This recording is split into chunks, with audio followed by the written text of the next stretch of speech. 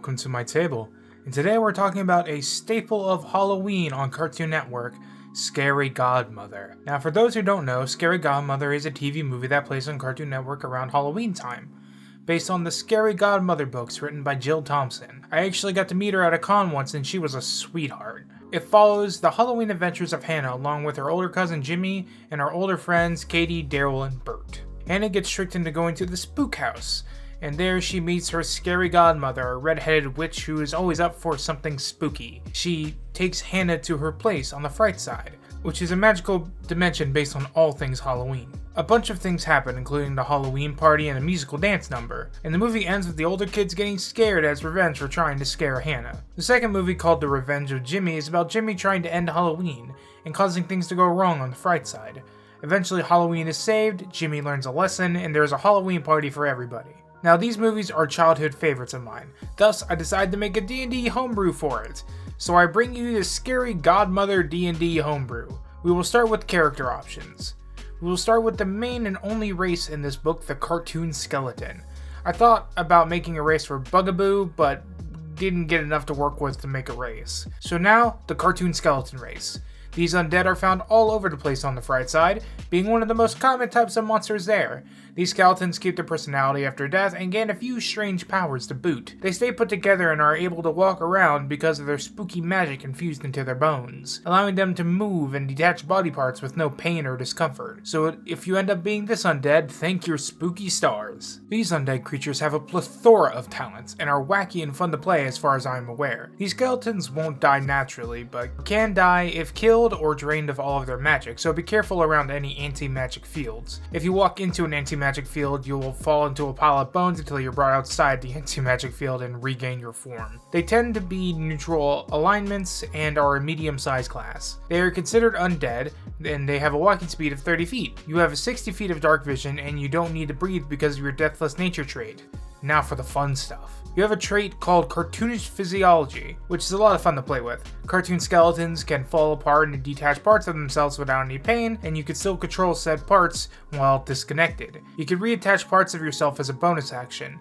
You can fully reassemble yourself as an action, and you can fall apart as well as an action. These can be used to reach high places, stack your bones to make a small ladder, and do a lot of other small things. You can also fall apart to feign death or to match your surroundings.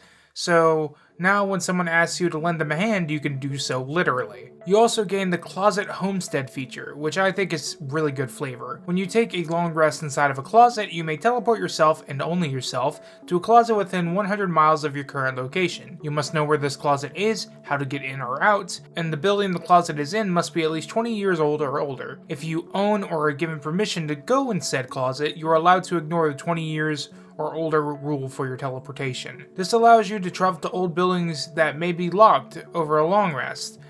Have it so that you're able to travel back and forth between your bases, or something else I'm not even thinking of. Players are very creative, so I bet with these set of traits, they can have a bunch of small little fun things they can do at any time. Lastly, you can also speak Common and Undercommon, because I believe that would be the closest thing to another language that would be spoken on the Fright Side. The next part everyone is waiting for, the Scary Godmother Warlock Patron.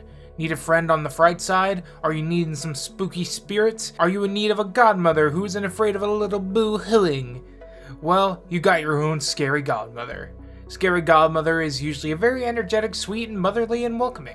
She loves having company over and throwing parties.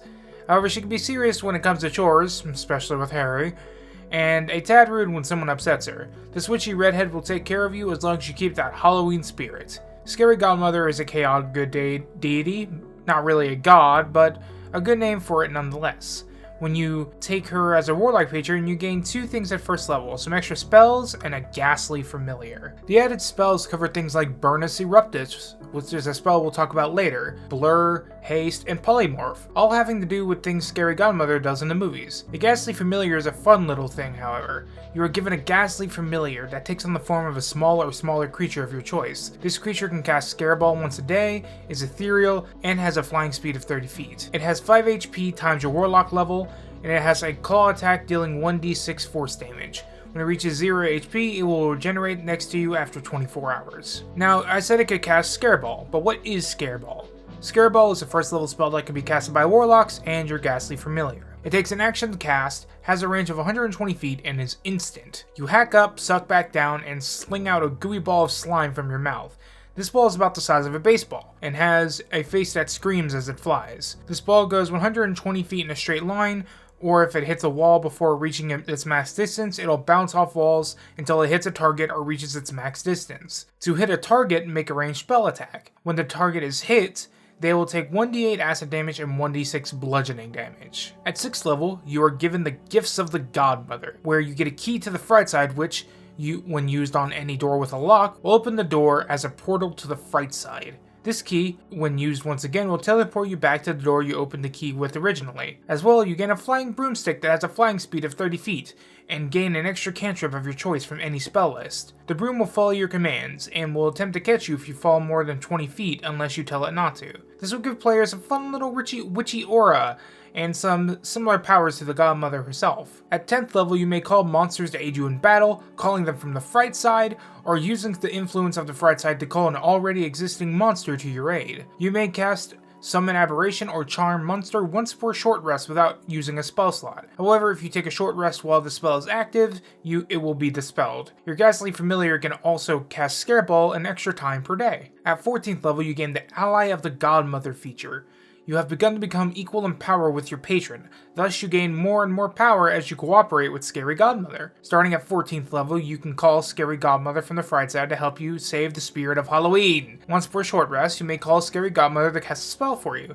That way you don't have to use a spell slot. As well, your broom gains a boost to its flying speed, now having a 60-foot flying speed. Your Ghastly Familiar also gains another use of Scare Ball, and now anytime it uses Scare Ball, it is casted at 3rd level. Up next, we're going to be talking about spells. We're going to cover 3 out of the 7 spells that are already in this homebrew, because we already covered Scare Ball. Also, note, Jill Thompson, if you want this PDF, hit me up at my business email, you get it for free. The first spell we're going to be covering is Burnus Eruptus, which is a 1st level spell. You take an action to cast, you cast it on yourself, and it needs only a verbal component, and it lasts a minute. You say the name of the spell, and as you do, oven mitts appear to cover your hands. While these oven mitts cover your hands, you gain resistance to fire damage. The oven mitts will disappear after a minute or until you dismiss them as a bonus action. When you need to take the leaves out of the oven, this spell has you covered. Next is Ghastly Change, which is a spell Scary Godmother used against Harry in the first movie. It takes an action to cast, has a range of 30 feet, has verbal and somatic components, and will last for 1 minute with concentration. You summon ghastly chains with hands from your fingertips to restrain and pull or push a creature, like an albino werewolf who just cost you a bunch of money. You choose a creature within range, and they must make a dexterity saving throw. On a fail, they are restrained by your chains and put under the restrained condition. You may pull or push the creature 10 feet as an action. On a pass, however, they are not restrained, and at the beginning of each of the target creature's turns, they may attempt to make the saving throw again, and on a pass, they will escape the spell. Now lastly, we have Magic Cards. Magic Cards is a 2nd level spell that takes an action to cast, has a range of 30 feet, has verbal and somatic components, and is an instant. You stick out your wrists, and magical cards fly out and cut anyone nearby in a 30-foot cone. In a 30-foot cone in front of you, creatures within the cone must make a dexterity saving throw, and on a failed save they take 3d8 slashing damage, or half as much as on a success. Now, I think that'll be the end of this episode of Scarf Sanctum. Now, I know this was a surprise episode, but I just wanted to give homage to one of my childhood favorite movies. The Bugsnax homebrew is still in the works, and it's about 75% done, and I'm hoping I can get it to you guys out before Christmas. No need to vote for the next episode this time, since you already know what's going to be the next video. I would also like to thank my Patreon supporters, Grim, Raven Dawn Studios, and Akumaru. Now, I hope you all enjoyed this video. Support your local game shops, enjoy your adventures, and roll safely. Safe travels!